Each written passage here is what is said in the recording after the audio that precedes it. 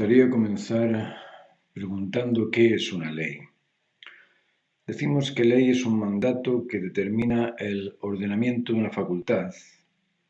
¿Y para qué son las leyes? Las leyes, lógicamente, son para ordenar. Cuando pensamos en la naturaleza, cuando pensamos en la totalidad del mundo, en la totalidad del universo, estamos hablando del cosmos.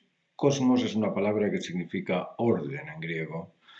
Y si existe un orden, debe existir una ordenanza para ordenarse en esa ordenanza y establecer lo ordenado. Es decir, el orden, lo ordenado y la ordenanza es una trinidad y esa trinidad se debe a la ley, se debe a la norma, se debe a ese orden. Ahora, ¿quién reconoce las leyes? Bueno, las leyes las reconoce una mente y una mente libre, autónoma y responsable.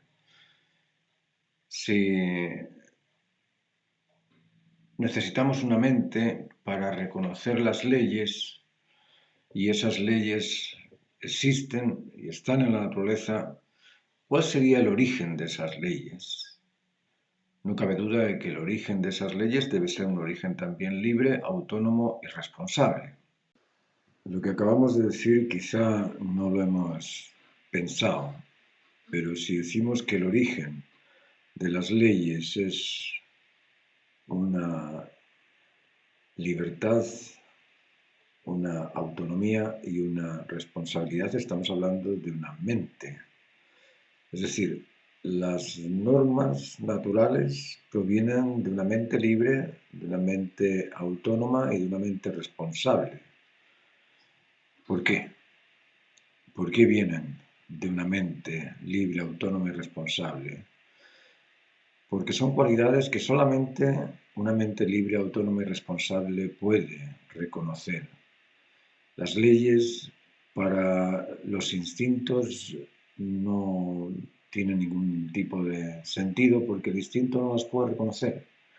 El instinto las cumple, el instinto obedece, el instinto responde, pero no las reconoce y no se identifica en ellas inserto o externo a ellas. Nosotros podemos escindir de la ley. Podemos salirnos de la regla. El animal instintivo no puede salirse de la regla. Las plantas no pueden salirse de las normas naturales, de las reacciones químicas. No pueden. Son automáticas, no son autónomas. Autónoma es una palabra compuesta por auto, uno mismo, y nomo, ley. Uno mismo con la ley o uno con la norma. Luego tenemos que pensar en eso.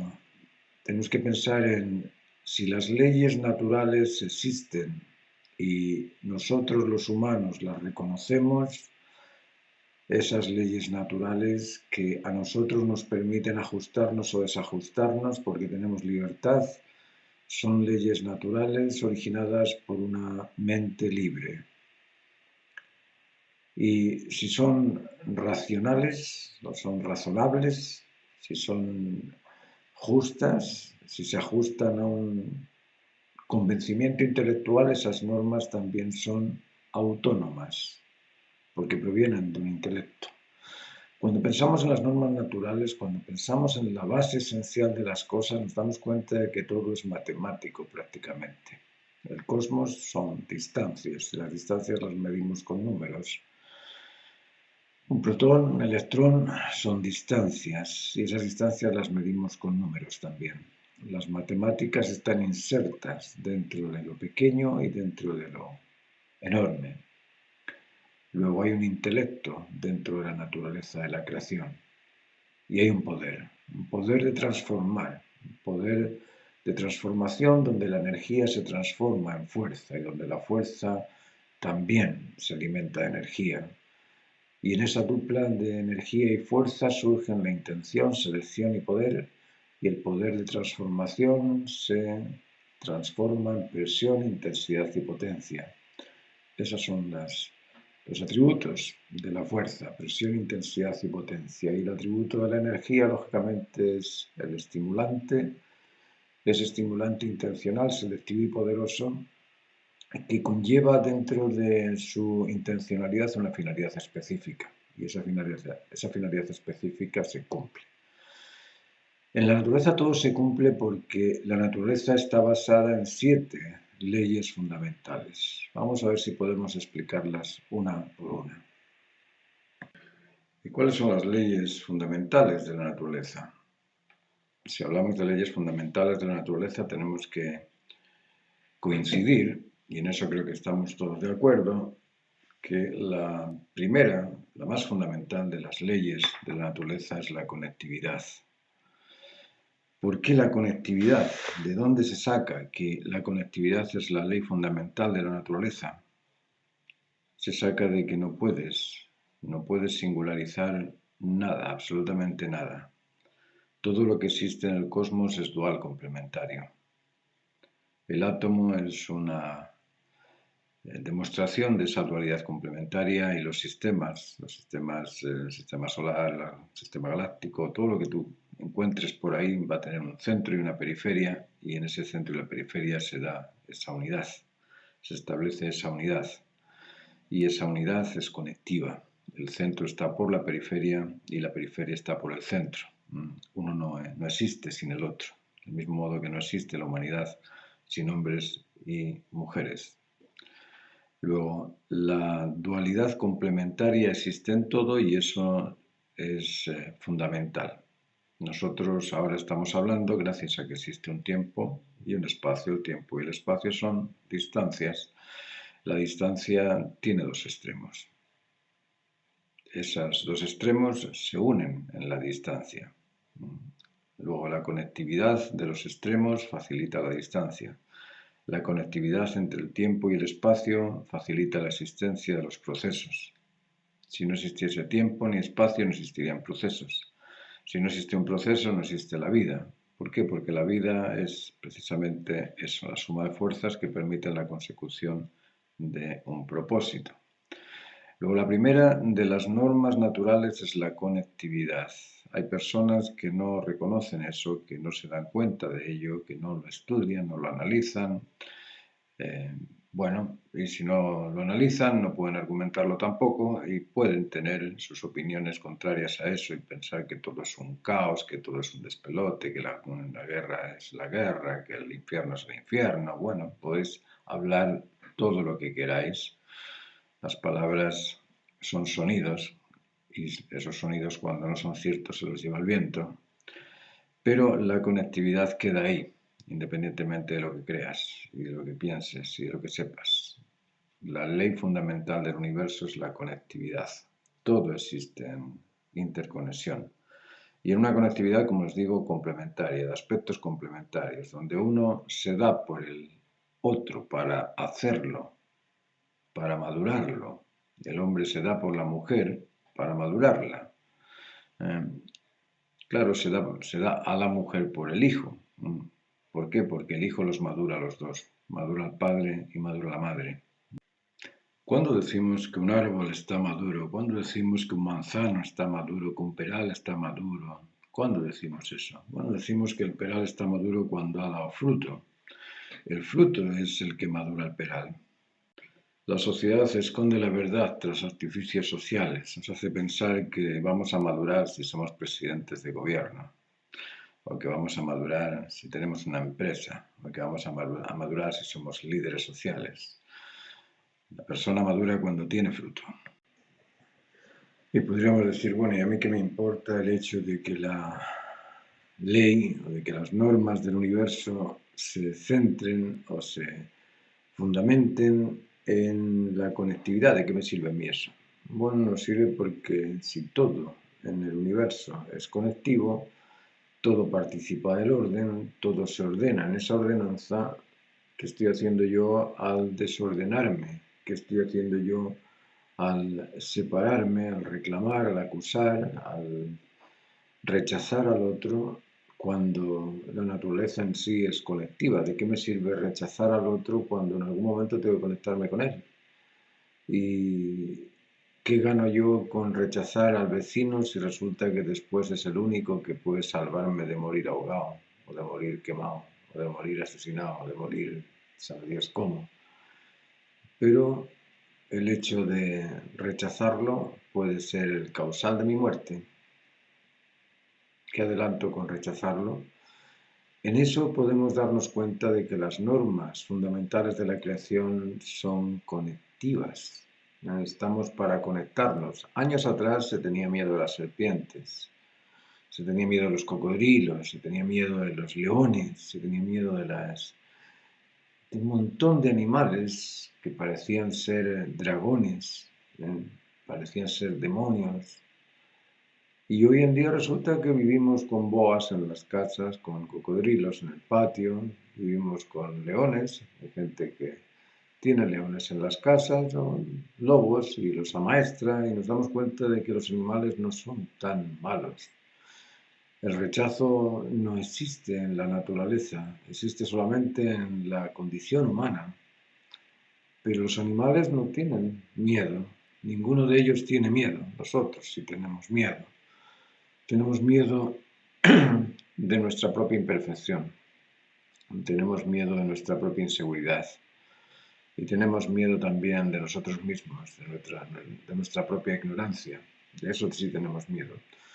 Pero la naturaleza en sí es conectiva, es interconectiva, se ajusta, se templa, se tolera, en ese sentido se tolera, pero se permite uno a la otra. Nosotros los humanos no. ¿Por qué? Porque estamos viviendo un artificio social. El artificio social nos dice que es mejor vivir en un patio donde el pasto esté bien cortadito. Nos sentimos contentos porque el pasto está bien cortadito.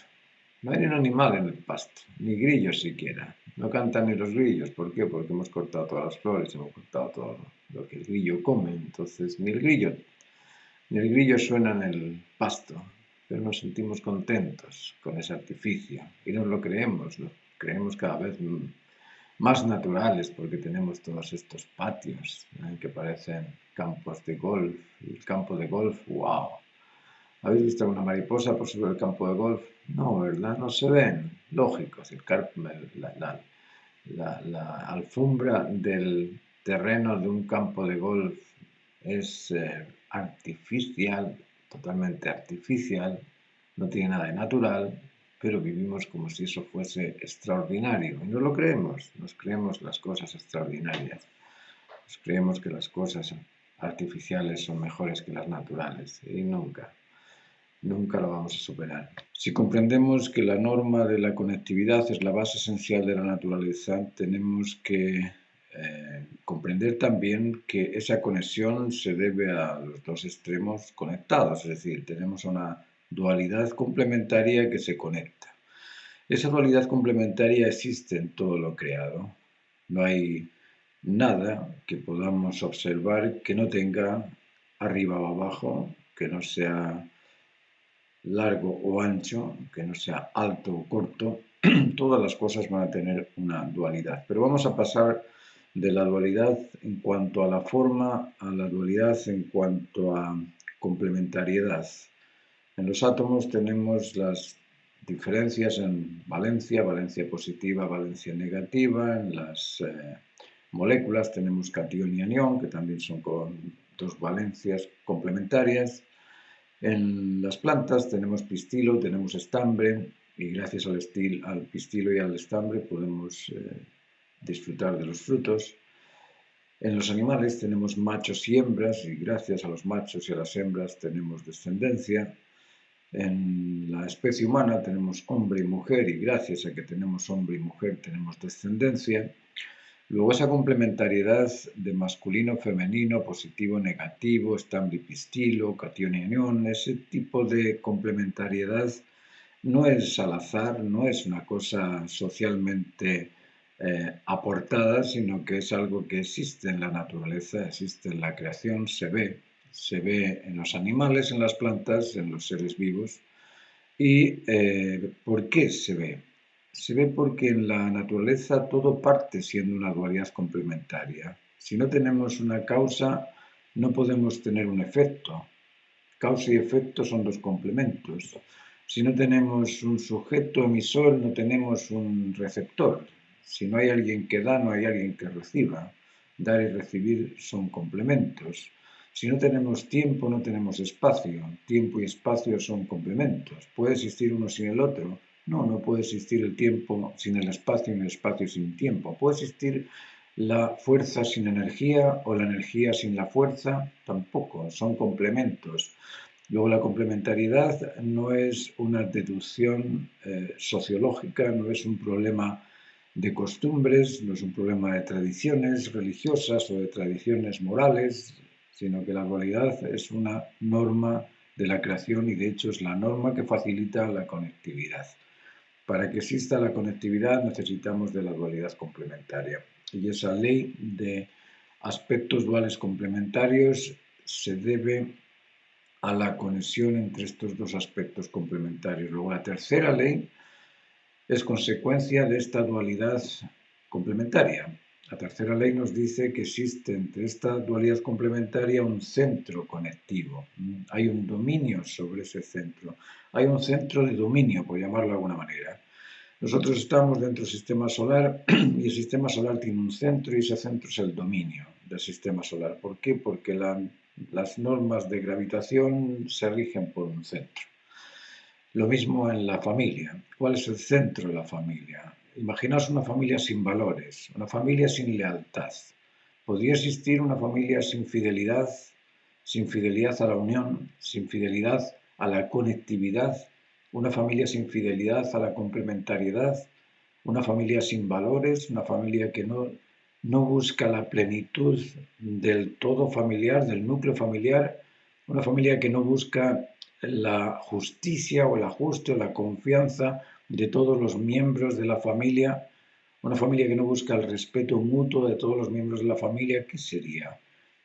Podríamos decir que es una familia funcional, esa familia donde todos existen para ellos mismos, por ellos mismos y sobre ellos mismos. Eso no es una familia, eso es una familia disfuncional. Ahora, una familia funcional es aquella donde el bien común, el sentido común y el ideal común prevalecen como valores.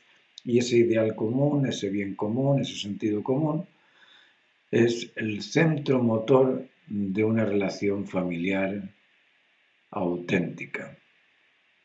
Eso cuando lo sabes y quien lo sabe y lo pone en práctica, cuando se comparte entre todos los miembros de la familia funciona.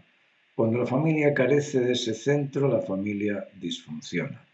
Y claro, hoy tenemos un montón de familias disfuncionales precisamente por eso, porque la sociedad no nos indica, no nos enseña, no nos protege, no nos cuida, no procura que la familia esté centrada en el centro del valor, del ideal común, sentido común y bien común.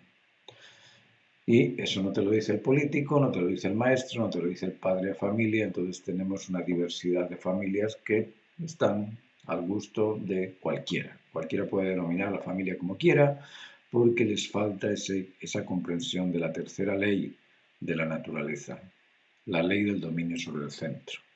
Esto también tenemos que comprenderlo bien. El centro que nos domina a todos, nos guste o no, es el mismo para todas las conciencias humanas. La conciencia humana es la suma del ideal humano natural, el sentido común, normal, y el bien común de la especie y de la naturaleza humana. Eso existe contenido en toda conciencia y por eso que la conciencia es la que nos dirige hacia el bien común, hacia el sentido común y hacia el ideal común. Pero existe también una conciencia adquirida y esa conciencia adquirida es esa conducta artificial, esas costumbres artificiales que hemos ido almacenando en nuestra memoria y que nos parecen normales porque socialmente son aceptadas, pero que naturalmente van en contra de las normas de la naturaleza, como la injerencia de alcohol, la dependencia de las drogas, es decir, hay un montón de costumbres que adquirimos y que no son normales, pero las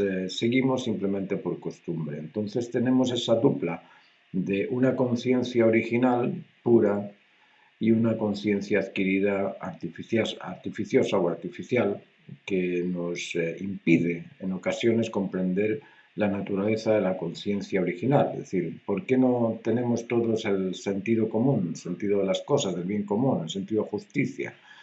¿Por qué? Porque para unos lo justo es lo que yo creo y para otros lo justo es aquello que responde al por qué y al para qué de esa existencia. Bueno, aquel que está comprendiendo el por qué y el para qué de la razón tiene la razón, pero aquel que dice que la razón es aquella que él considera válida porque la cree, bueno, está perdido y no dispone de la razón justa. Bueno, eso en cuanto al sentido común. En cuanto al ideal común, lo mismo. Todos tenemos un ideal social de solidaridad, colaboración, cooperación, seguridad, confianza, respeto mutuo. Eso lo tenemos todos. Entonces, ¿por qué no lo hacemos? Porque el respeto lo tomamos como tolerancia. La tolerancia no sabemos dónde se termina, dónde empieza. La libertad no se define, no se sabe si libertad es la capacidad de optar por aquello que me beneficia a mí o la libertad es la capacidad de optar por aquello que beneficia siempre a todo, porque aquello que beneficia siempre a todo no perjudica nunca nada. Bueno, hay sentidos, hay conocimiento de las cosas, hay gente que piensa que el amor es, ay, estoy enamorado, siento una atracción tremenda, si es que eso es amor, y otra gente que dice que el amor es la fuerza que une, y esa fuerza que une es una fuerza, es un poder colectivo que existe en todo lo creado y no necesariamente va a depender de mi actitud o de mi deseo particular, sino que es la fuerza que conecta la dualidad complementaria y eso es el amor, la fuerza que une. Bueno, la diferencia en el significado de las cosas hace que seamos distintos y en ese ser distintos pues tenemos todo este tipo de diferencias, pero el centro motor de todas estas diferencias es el bien común, es el sentido común, es el ideal común y eso lo tenemos todos. Ahora, nos falta a todos ponernos de acuerdo en esa conciencia universal humana que es coincidente con las normas de la naturaleza de la creación. Una vez comprendido que existe este dominio sobre el centro, que existe el dominio del centro del valor, centro del ideal, el centro del sentido común, el centro del bien común, una vez que se sabe que eso no existe, bueno, lo que hacemos es rechazar el desorden, que es la cuarta ley. Y esta ley del rechazo al desorden es muy curiosa, porque la observamos. Hay un árbol que se seca una rama, la rama pop se rompe, se seca y se transforma en abono, es decir, se evita el desorden para que la rama no quede ahí ensuciando el pasto.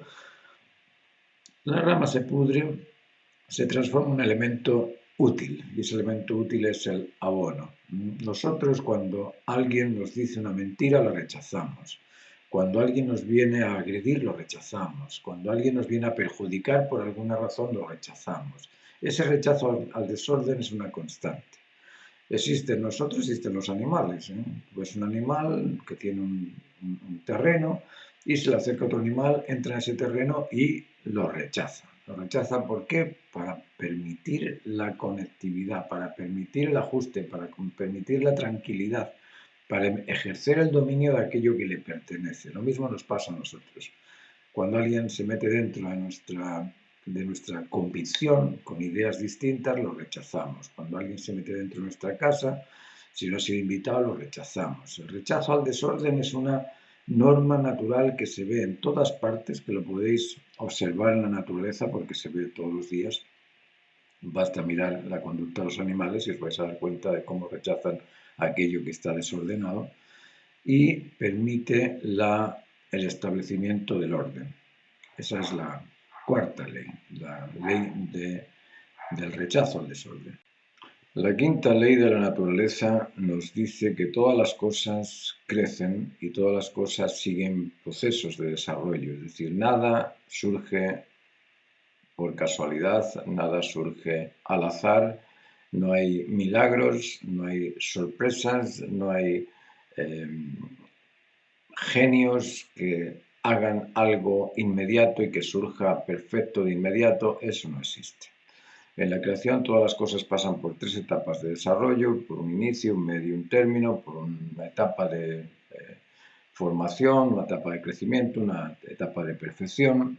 Nosotros somos seres que pasamos por un periodo ovular, un periodo embrional, un periodo fetal, que después fuimos niños, fuimos adolescentes, fuimos adultos, que después fuimos jóvenes, maduros y tercera edad. Es decir, en la naturaleza tenemos que las semillas salen de la tierra, producen un tronco y después surge el fruto. Es decir, en todas las cosas existe un inicio, medio y término. Todo lo que es vivo pasa por un proceso de desarrollo, porque la vida es el conjunto de fuerzas que permiten la consecución de un propósito. La vida parte de una necesidad y el proceso de consecución de la satisfacción de esa necesidad es lo que denominamos vida. La necesidad es previa a la vida. La satisfacción de la necesidad es posterior a la vida. La vida es el intermedio, es el proceso de consecución de esa satisfacción. Luego, eso existe absolutamente en todo, no hay por qué buscar ejemplos porque son muchos los ejemplos que justifican estos procesos. Cualquier trabajo que queramos pretender o proponer, cualquier proyecto que esperemos lograr, va a tener que pasar por un inicio, medio y término, va a tener que pasar por procesos de desarrollo. Y esa es nuestra quinta ley, la ley del proceso de desarrollo en 3 etapas. Ahora, la sexta ley es muy interesante de comprender porque la sexta ley nos dice que en la creación todo existe en forma única. No tenemos dos ojos iguales, no tenemos dos pelos iguales, no tenemos dos pastos iguales, no tenemos dos hojas ni dos gotas de agua iguales. Es decir, en la creación todo es único. Y si todo es único es porque ha sido creado con una finalidad específica. Esa es la lógica más racional o más razonable que comprendo para poder determinar la unicidad. Si todo es único y es distinto, es porque todo ha sido pretendido con una finalidad específica, es decir, todo se debe a una intención, selección y poder, pero una intención, selección y poder particular en cada caso. Es decir, esa finalidad específica de hacer un ojo distinto al otro surge de una norma natural que te dice que no hay nada igual. Y si no hay nada igual, la igualdad no existe. La igualdad es un concepto político que lo utilizan simplemente para ganar votos, pero que es una mentira catastrófica porque no existe la igualdad en ningún caso, en nada, absolutamente en nada. Luego, si no existe la igualdad, cada cosa ha sido creada con una finalidad específica y esa es la ley número 6 de la creación. Cuando comprendemos estas leyes de la creación, cuando comprendemos que existen la conectividad, la dualidad complementaria, el dominio del centro del valor para conectar a esa dual complementaria, cuando sabemos que existe una tendencia a rechazar el desorden para poder unir las cosas, los polos iguales se rechazan para poder unirse, cuando comprendemos que en la creación todas las cosas pasan por procesos de desarrollo y cuando entendemos que somos únicos y que nos desarrollamos cada uno en las condiciones necesarias para madurar y realizarnos completamente y todo lo que se ha ido creando en la naturaleza se cumple.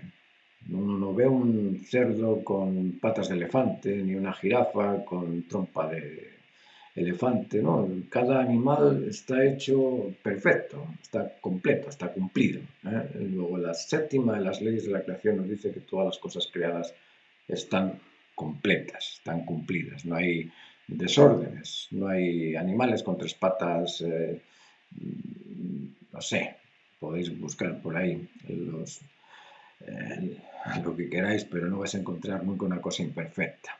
A veces hay algún tipo de desorden, porque sí, porque hay excepciones a la regla, pero son excepciones mínimas, no son constantes universales. Y nosotros estamos hablando de algo científico, no de algo casual. Y lo científico es una constante universal que está siempre en todo y porque está siempre en todo decimos que es científico.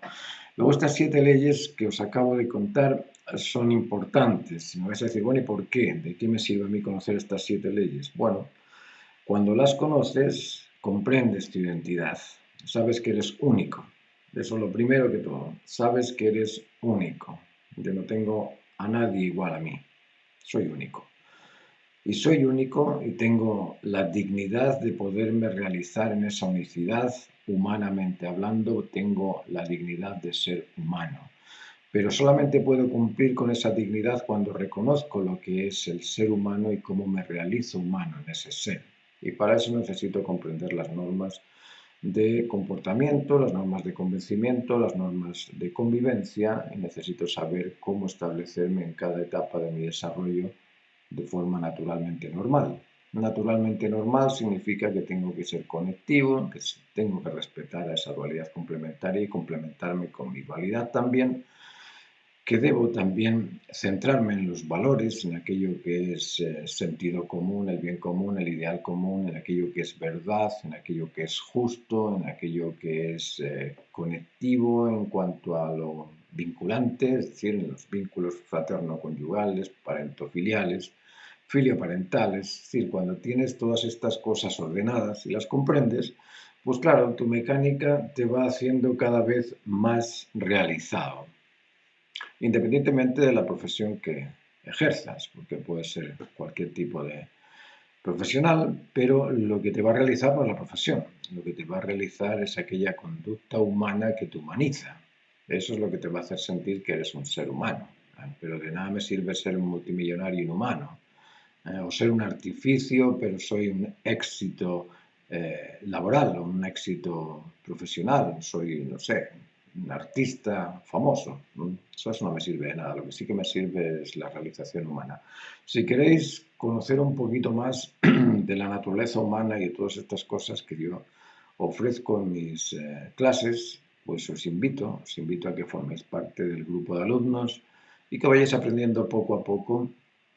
Existen clases para el desarrollo de las artes porque para mí el arte es el camino del desarrollo de la armonía, del desarrollo de la comunicación y del desarrollo también de la calidad. Entonces, calidad, comunicación y armonía son los tres aspectos también del desarrollo de la identidad humana. Entonces, el arte para mí es un vehículo para asociar la producción del ser humano con la realización del ser humano. Pero podemos hacer clases de arte o clases simplemente de desarrollo de las capacidades o desarrollo del potencial humano. Os dejo hasta aquí para no aburriros más, pero espero que estas cosas os sean de vuestro interés. Yo sé que aquellos que están casados, que tienen hijos y que están en periodo adolescente necesitan mucha ayuda para comprender cómo superar esa prueba del adolescente. Y es difícil superar esa prueba del adolescente cuando uno no tiene la experiencia de qué es el salto entre la adolescencia y la adultez, o cómo se pasa de ser adolescente a ser adulto. Esos son temas que conversamos en estas clases. Los dejo hasta aquí. Muchas gracias por vuestra atención.